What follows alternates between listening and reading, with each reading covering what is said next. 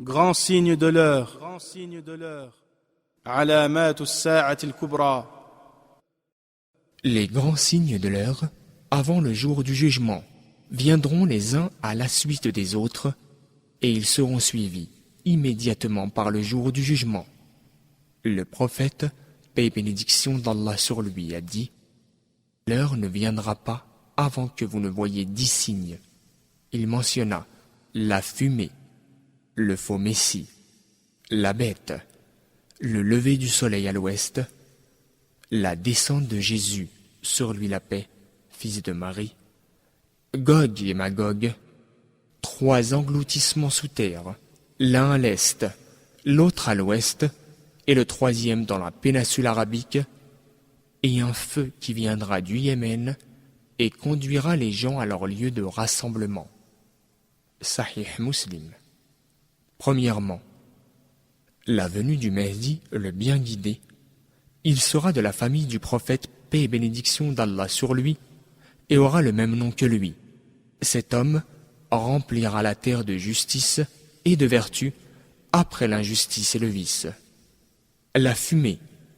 Le Coran dit à propos de la fumée فارتقب يوم تأتي السماء بدخان مبين يغشى الناس هذا عذاب أليم. Eh bien, attends un jour où surgira du ciel une épaisse fumée qui enveloppera les gens, voilà un dur châtiment. Le faux Messie, le menteur, accomplira des choses extraordinaires. Il parcourra toute la terre, mais ne pourra entrer à la Mecque ou à Médine, car ces 2 villes seront gardées par des anges. Finalement, il sera tué par le prophète Jésus, et Isa, sur lui la paix, après sa descente. Le lever du soleil à l'ouest, lorsque cela se produira, les portes du repentir se fermeront, et ce, jusqu'au jour du jugement. Le prophète, paix et bénédiction d'Allah sur lui, a dit « Certes, Allah étend sa main la nuit, afin que les pécheurs du jour puissent se repentir, et il étend sa main le jour, afin que les pécheurs de la nuit se repentent. Il en sera ainsi aussi longtemps que le soleil ne se lèvera pas à l'ouest. » Hadith rapporté par Muslim. La bête. Le Coran dit à son propos وَإِذَا وَقَعَ الْقَوْلُ عَلَيْهِمْ أَخْرَجْنَا لَهُمْ دَابَّةً مِّنَ الْأَرْضِ تُكَلِّمُهُمْ أَنَّ النَّاسَ كَانُوا بِآيَاتِنَا لَا يُوقِنُونَ. Le jour où la sentence prononcée devra être exécutée, nous ferons surgir de terre une bête qui proclamera que les hommes ne croyaient pas en nos signes. Sourate les fourmis, verset 82. La descente du prophète Jésus et Isa, sur lui la paix. Jésus reviendra, mais ne gouvernera pas comme un prophète, pas plus qu'il n'apportera une nouvelle loi. En effet, l'islam étant la dernière religion révélée, Mohammed, paix et bénédiction d'Allah sur lui, est le dernier des prophètes. Au contraire, Jésus suivra le Coran et la Sunna, et il gouvernera conformément à leurs enseignements. Le prophète, paix et bénédiction d'Allah sur lui, a dit « Par celui qui tient mon âme dans sa main, assurément, le fils de Marie, Jésus, descendra parmi vous en étant un gouverneur juste.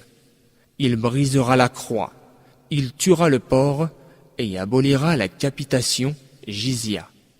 La richesse sera tellement abondante que personne ne s'en souciera et une seule prosternation sera meilleure que la terre entière et tout ce qui s'y trouve. » Hadith rapporté par Al-Bukhari et Muslim. Le prophète Jésus, Isa, sur lui la paix, vivra un certain temps sur terre, puis, finalement, il mourra et sera enterré à Médine. L'apparition des puissants peuples de Gog et Magog. Allah le Très-Haut dit حتى إذا فتحت يأجوج ومأجوج وهم من كل حدب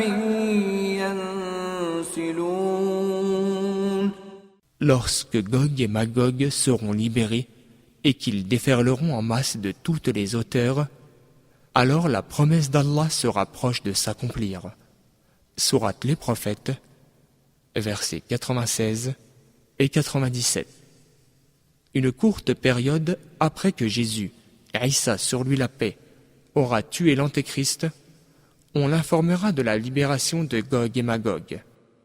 Alors, obéissant à l'ordre d'Allah, il conduira les musulmans au Mawtour afin qu'ils soient en sécurité, étant donné que personne ne pourra vaincre Gog et Magog. Ces deux peuples passeront le lac Tibériade et l'avant-garde de leur immense armée asséchera le lac après l'avoir bu entièrement. Ensuite, ils iront à Jérusalem et causeront encore plus de destruction et d'effusion de sang. Finalement, le prophète Jésus, Isa sur lui la paix, et ses compagnons prieront et invoqueront Allah de les détruire. Allah le Très-Haut les anéantira et remplira la terre de leurs cadavres. Les engloutissements, l'une se produira à l'est, l'autre à l'ouest, et la dernière en Arabie. L'incendie, il sera le dernier grand signe à apparaître avant le jour du jugement. Ce feu, comme rapporté par Muslim, naîtra au Yémen et conduira les gens vers le lieu de leur rassemblement, c'est-à-dire le Chem, Syrie, Palestine, Liban et Jordanie.